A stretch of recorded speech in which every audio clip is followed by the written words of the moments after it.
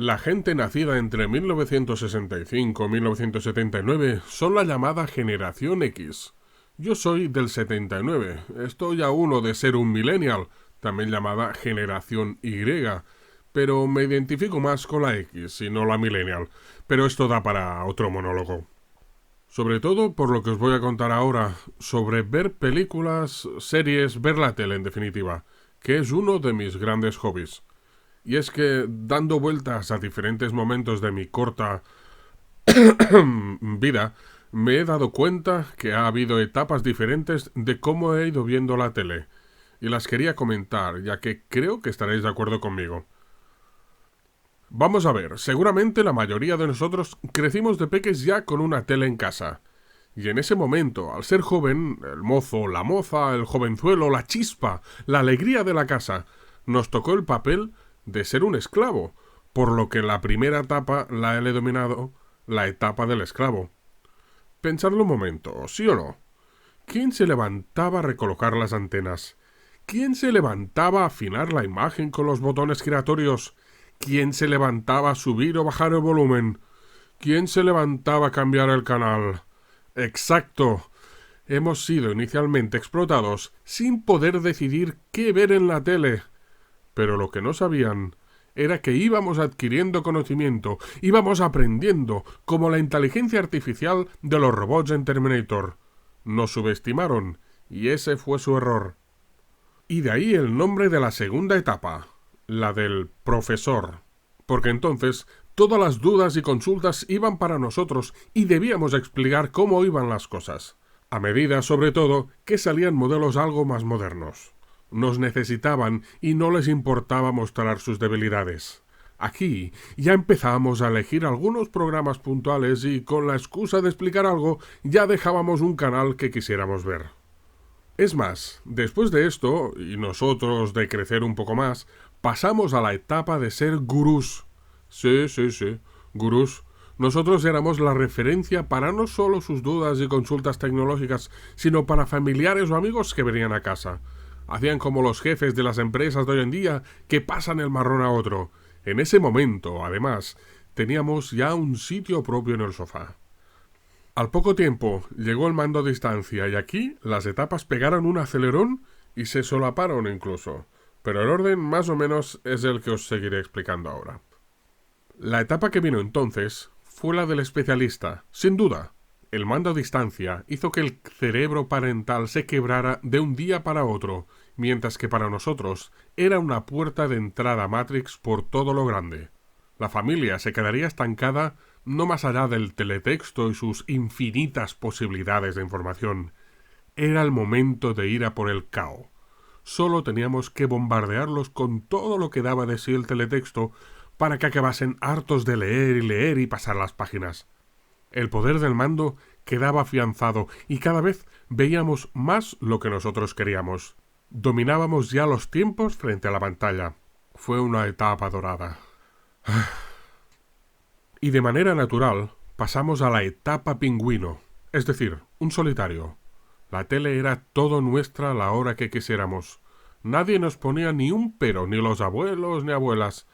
Podías hacer pequeños sabotajes con las pilas mal puestas o emisoras colocadas en canales que no eran los habituales para que te llamaran y entonces quedarte tú delante de la pantalla. Y es precisamente esa etapa, la más larga, y que abarca un periodo de consolidación total del poder. La tecnología avanzaba de una manera tan acelerada que los familiares se quedaban atrás día tras día. Cada salto tecnológico dejaba atrás a los familiares y entrábamos en una etapa mixta, no solo de pingüino, sino de magnánimo. Efectivamente, la etapa de magnánimo. Pues en nuestra infinita sabiduría les resolvíamos las dudas y los ayudábamos con la tele, incluso con otras cosas, sin pedir nada a cambio, solo para ver lo que queríamos ver en la tele. En ese momento controlábamos toda la parrilla de la televisión y la guía de teletexto éramos nosotros. Nos habíamos fusionado con la televisión y éramos una sola entidad. El salto más grande pasó de estar en casa con los padres a independizarnos con pareja.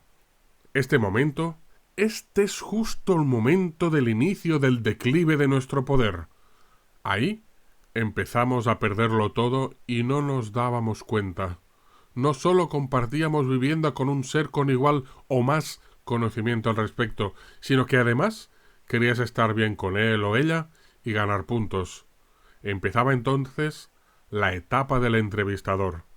Le preguntabas todo. ¿Te parece bien ver esta peli? ¿Qué tal si vemos este programa? Podríamos pagar para tener estos canales de satélite, ¿te parece? Cada pregunta era una quiebra en la base de nuestra torre de marfil. Cada pregunta era darse cuenta que donde antes había una roca dura, ahora había barro. La estructura se tambaleaba cada vez más. Y una vez queda tocada la base, no hay vuelta atrás. Ni tan siquiera suplicando como pasó en la etapa posterior, en la etapa de cura. Sí, efectivamente. Tratabas entonces de pedir permiso y buscar la bendición a tu propuesta.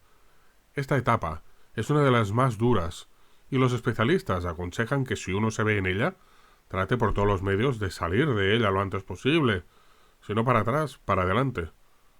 Y eso era entrar en el modo desterrado, la etapa del desterrado. Efectivamente, uno acababa o bien en una segunda tele, siempre más pequeña y seguro que sin canales satélite, o bien viéndolo por el smartphone. Pero es verdad que entre estas dos etapas, cura y desterrado, o después de desterrado, podía presentarse la etapa Dory, la etapa de Dory. Y es aquella en que uno ni se acuerda de que existe la tele porque de un minuto al siguiente eres padre. Todo cambia, y solo hay una prioridad, tu bebé. Y te da igual la serie o la película que tenías a medias, aunque te jode. Y te da igual el estreno de Marvel con la batalla galáctica que llevas 10 años más esperando, aunque te jode. La verdad es que tu cerebro desconecta. Pero sigamos por la rama de la etapa Dory. Hay un leve momento de recuperación no de poder, sino de tiempo libre. Este suele ser compartido con tu pareja. Mejor dicho, está bajo supervisión de tu pareja. Es la llamada la etapa del becario. Pues vas a tener el tiempo que te digan que vas a tener en el momento que te digan que lo vas a poder tener. Y claro, lo que ves no es mucho y lo ves ansioso y sin poder degustarlo.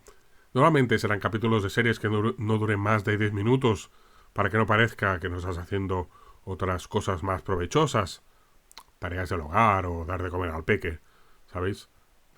Y nos acercamos a la era crepuscular, pues tenemos un momento, cuando el crío es algo mayor, que tenemos esa ilusión de que vea cosas potentes en la tele, monstruos, superhéroes, dibujos clásicos de nuestra infancia, pensando que vuelve la época de la hegemonía de la tele para uno. Pero ahí estamos cavando nuestra tumba sin darnos cuenta. Es la etapa bancaria, pues nos estamos engañando a nosotros mismos. Estamos dando todo el poder a la criatura. Habría quien lo deja sin pantalla de 50 pulgadas ahora para ver sus dibujos. A partir de aquí, solo quedan dos vías por las que seguir. Si tienes dinero y espacio, puedes retirarte a tu Batcueva friki y acabar tu tiempo siendo una leyenda.